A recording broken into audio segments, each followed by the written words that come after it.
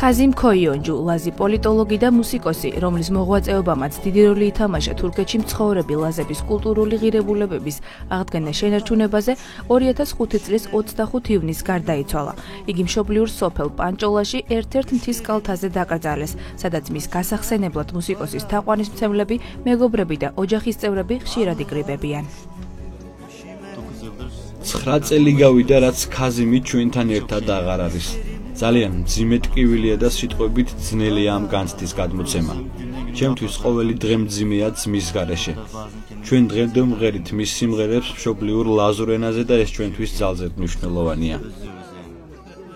გაბედა და ხმა ამოიღო ისეთ ეპოქაში, როდესაც თურქეთში ეთნიკური უმცირესობები ვერ ბედავდნენ რა თავიანთ ენაზე სიმღერასა თუ სხვა შემოქმედებას და თურქეთის სახელმწიფო იდეოლოგიის მიხედვით იყო ის, რომ ყველა თურქეთის მოქალაქე მიუხედავად ეთნიკური კუთვნილებისა იყო თურქი.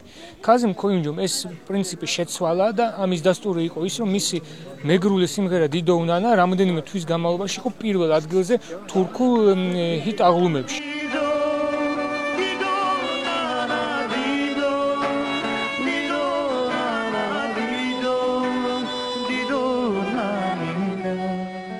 Ათას 1992 წელს ალი ელვერთან ერთად ქმნის როკ ჯგუფს დიმეინ. მოგვიანებით დიდ ყურადღებას უთმობს ლაზური მუსიკის პოპულარიზაციას, თუმცა აქაც ვერ ღალატობს როკს და მსმენელს ლაზური მუსიკის და როკის სინთეზს თავაზობს. 1993 წელს მამედი ალი ბარიშბეშლისთან ერთად ჯგუფს ზღვის შვილებს აყალიბებს. ეს მსოფლიოში პირველი ლაზური როკ ანსამბლი იყო. ქაზიმმა ლაზურად იმღერა მაშინ, როცა სხვა ენაზე სიმღერა აკრძალული იყო.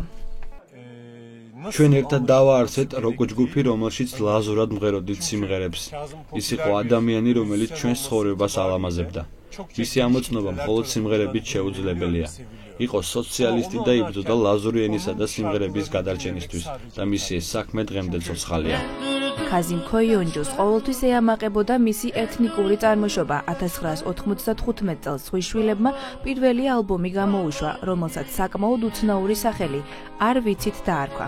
ალბომში 8 ლაზური სიმღერა შევიდა, რომელიც თურქეთში დიდი პოპულარობით სარგებლობდა.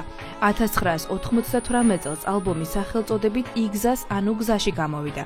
იგი წლის ერთ-ერთ საუკეთესო ნამუშევრად აღიარეს. 2000 წელს ჯგუფი დაიშალა, მის ისტორიაში 130 კონცერტი და 2 ალბომი დარჩა.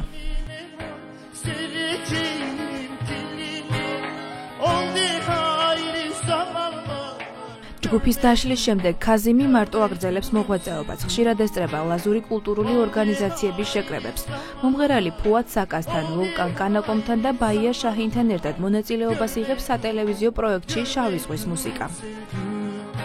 ქაზიმ ქოიონჯუმ ხელი შეუწყო ლაზური და ქართული კულტურის პოპულარიზაციას თურქეთში. მან შეასრულა ქართული სიმღერა მოხევის ქალო თინაო, რომელიც ასევე ერთ-ერთი ჰიტი იყო თურქეთის პოპ მუსიკაში.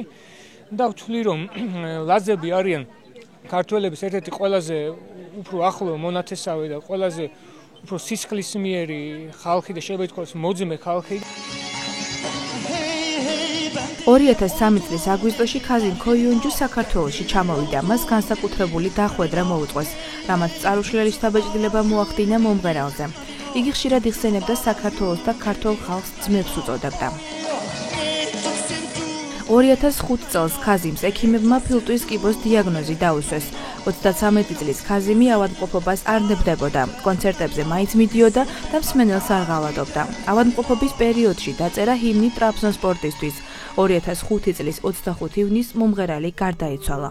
მისი ცხედარი ტრაბზონში გადაასვენეს, სადაც 60,000 ადამიანი დახვდა.